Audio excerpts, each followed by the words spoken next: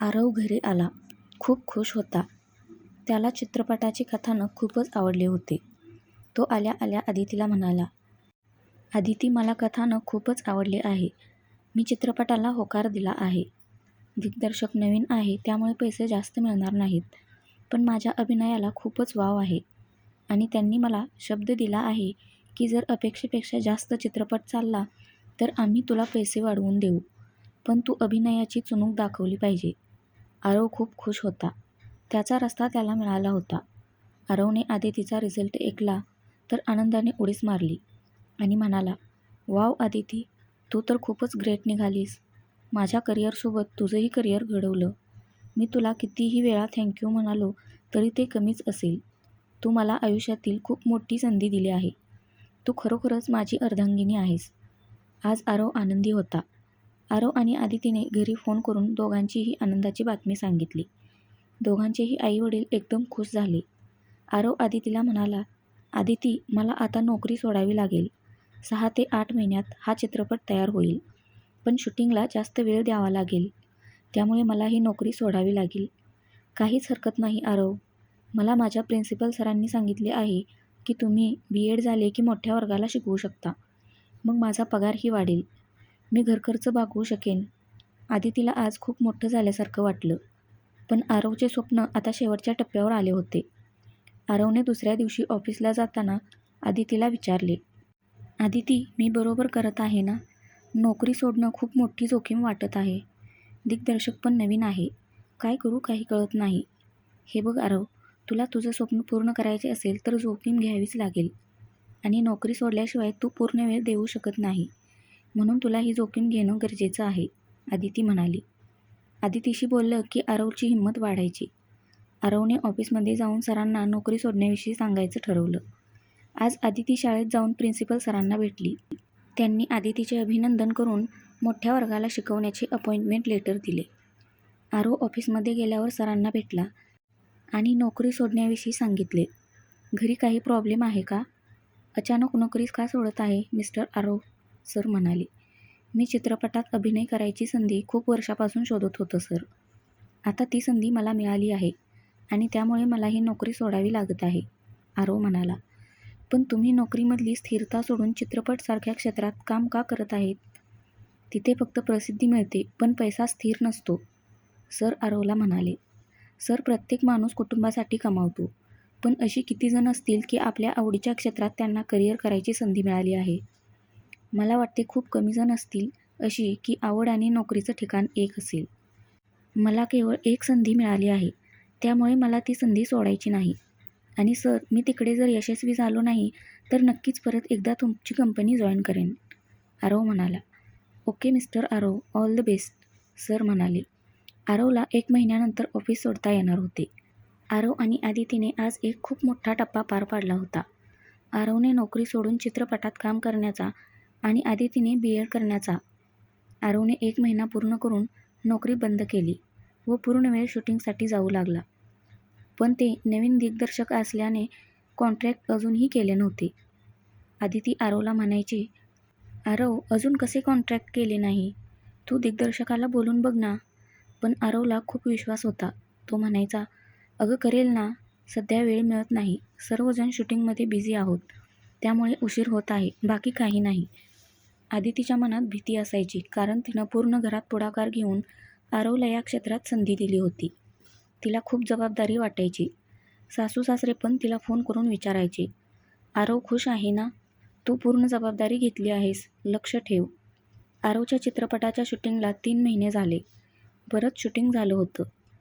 आरव तर खूप जीव ओतून काम करत होता. आणि एके दिवशी आरवला दिग्दर्शकाचा फोन आला, "आरव, मी काही कारणाने चित्रपट शूटिंग थांबवतोय.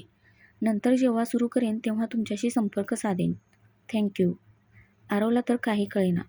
काय होते, डोळ्यासमोर अंधार दिसायला लागला. त्या क्षणी आईबाबांचं बोलणं आठवायला लागलं. काकाचे पूर्ण आयुष्य दिसायला लागले. फोन ठेवताना जणू आरव कोसळलाच. "आरव, काय झालं? कोणाचा फोन होता? तू आधी रिलॅक्स हो, मग मला सांग. हे घे, आधी पाणी पी." आदितीला काही कळेना.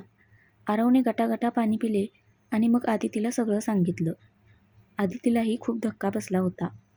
पण केवळ प्रसंगावधान दाखवून तिनं आरवला धीर दिला. आरव, या क्षेत्रात येताना अशा गोष्टीची तयारी हवी. तू शांत हो. यातून नक्कीच चांगले होईल. मी उद्या शाळेत रजा घेते. आपण ऑफिसमध्ये जाऊन येऊ, आदिती म्हणाली. आरवने फक्त मानेनं होकार दिला. आदिती ही खूप डिस्टर्ब झाली होती आणि तिला आता सासू सासरे दिसत होते. त्यांना आरवची किती काळजी वाटेल. हे काय होऊन बसले. आरवची मनस्थिती सांभाळणे खूप गरजेचे होते. दुसऱ्या दिवशी आरव आणि आदिती दिग्दर्शकाच्या ऑफिसमध्ये गेले. पण तिथे कुलूप पाहून वापस आले. आरवचं मन सैरभैर झालं होतं. ते स्थिर करून नव्याने सुरुवात करायची होती. आरवचा चित्रपट बंद पडून 8 दिवस झाले होते. आरव काही नवीन दिग्दर्शकाला भेटायला जात नव्हता. आदितीची नोकरी सुरू होती. आरवच्या चित्रपटाचे चित्रीकरण बंद पडले हे दोन्हीही घरी आदिती आणि आरवच्या घरी सांगितले नव्हते. त्यांना उगाच कशाला टेन्शन द्यायचे. पण आदितीला आरवचे असं हार मानून बसणं पटत नव्हते. तिने एके दिवशी आरवला विचारले, आता पुढे काय ठरवले आहेस आरव? किती दिवस असाच विचार करत राहणार आहेस? आता पुढे काय? नोकरी शोधतो. दुसरे काय? आरव म्हणाला. बस झालं का तुझं स्वप्नांच्या मागे धावणं? एक धक्का काय मिळाला? सगळी तुझी जिद्द, ओढ, लहानपणापासून कलाकार होण्याची जागेपणी बघितलेली स्वप्न सगळं संपलं का? माझंच चुकलं. मी तुझ्या स्वप्नांना खूप गंभीरपणे घेतले. आईबाबांना उगाच मी तयार केले का? आदिती खूप तळमळीने बोलत होती. अरे, असे सुखदुःखाचे क्षण येतेच राहणार. त्याशिवाय तुला त्या जिंकण्याचा आनंद कसा मिळेल? आयुष्यात सहजपणे मिळालेल्या यशाची किंमत वाटत नसते. त्यासाठी खूप कष्ट घ्यावे लागतात. मला मान्य आहे तुला हा खूप मोठा धक्का होता. पण त्यामुळे तू तुझं स्वप्न सोडू शकत नाहीस ना. दुसऱ्या दिग्दर्शकांकडे जा. तिथे काम मिळव. दाखवून दे जगाला तुझी कला. तुझ्यात काय कमी आहे का? असं उगाच वेळ वाया घालवत आहेस. आदितीचे बोलणं आरवला पटत होते. तो लगेच काही बोलला नाही. पण मन तयार होत होते. दुसऱ्या दिवशी सकाळी आरव लवकर उठून तयार झाला आणि दिग्दर्शकाला भेटायला गेला. आदितीला बरं वाटलं. आरवच्या मनात पुन्हा नव्याने स्वप्न जागे झाले होते. आरव संध्याकाळी घरी आला तेव्हा त्याच्याकडे 2 दिग्दर्शकांचे पत्ते मिळाले होते, जे नवीन चित्रपट सुरू करणार होते. आरव नंतर त्यांना लगेच भेटून आला. त्याला एका चित्रपटात नायकाची नाही तर खलनायकाची भूमिका मिळाली होती. आरवला करू की नको असा प्रश्न पडला होता. कारण एकदा खलनायकाच्या भूमिकेत एखाद्याला पाहिले की परत नायकाच्या भूमिकेत बघायला प्रेक्षक तयार होत नाहीत. पण आदितीच्या समजावून सांगितल्यानंतर आरव तयार झाला आणि आरवला नवीन चित्रपट मिळाला. मागच्या वाईट अनुभवामुळे आरवने सुरुवातीला कॉन्ट्रॅक्ट केले. त्यामुळे आरवला आता फक्त अभिनयावर लक्ष केंद्रित करायचे होते. बघता बघता 8 महिने झाले आणि आरवचा चित्रपट प्रदर्शित व्हायला 2 दिवस राहिले होते. चित्रपट प्रदर्शित होणार म्हणून आरवचे आईबाबा आणि आदितीचे आईबाबा आरवकडे राहायला आले. इथं आल्यावर त्यांना कळालं की आधीच्या दिग्दर्शकाने कसा धोका दिला. आरवने कशी त्यावर मात करून नव्याने स्वप्न पूर्ण केली. दोघांच्याही आईवडिलांना आरवचे खूप कौतुक वाटत होते.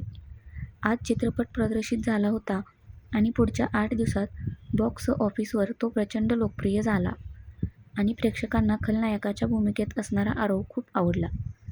आरव तर रातोरात स्टार झाला. आता त्याला सहज बाहेर पडणं मुश्किल झाले होते. सगळीकडे पब्लिक त्याला ओळखत होते आणि आरवचे स्वप्न पूर्ण झाले. आरवच्या आईबाबांना दिलेला शब्द आदितीने पाळला होता. आज आरवला त्याच्या खलनायकाच्या भूमिकेसाठी अवॉर्ड मिळाले होते. आरवच्या आयुष्यात अतिशय आनंदाचा क्षण होता आणि त्यासोबतच आज आदिती ही सकाळी डॉक्टरकडे जाऊन सोनोग्राफी करून आली होती. तिनं ही गुड न्यूज दिली होती. आरवला आकाश ठेंगणे झाले होते. अवॉर्ड घेताना आरवने सर्वांचे आभार मानले आणि मुख्य आभार त्याने आदितीचे मानले. आरव म्हणाला, आदिती, तू माझ्या आयुष्यात आलीस आणि माझे आयुष्य बदलले. वेळोवेळी मला मार्गदर्शन करून मला स्वप्न जगायला शिकवले. खरोखर तू माझी अर्धांगिनी झालीस. तुझे आभार मानायला माझ्याकडे शब्द नाहीत. फक्त इतकंच म्हणेन, जन्मोजन्मी तूच मला अर्धांगिनी म्हणून हवी आहेस. आदिती आणि आरव आज जगातलं सगळ्यात सुखी जोडपं होतं. स्वप्नांच्या मागे लागून ते पूर्ण केले होते. पुढे आरवने चित्रपट क्षेत्रात करिअर केले. त्याला खलनायकाच्या भूमिकेत प्रेक्षकांनी पसंती दिली. आदिती आणि आरवच्या संसाराच्या वेलीवर एक गोड कन्यारत्न प्राप्त झाले. आदितीसारखी अर्धांगिनी आरवला मिळाली म्हणून आरवचे आईबाबाही निवांत झाले आणि आदितीच्या आईबाबांना आपली लेक किती मोठी झाली याचा अभिमान वाटला. आदिती आणि आरव आज खऱ्या अर्थाने आनंदी आयुष्य जगत होते. तर फ्रेंड्स, ही कथा तुम्हाला कशी वाटली नक्की कमेंट करून सांगा. धन्यवाद.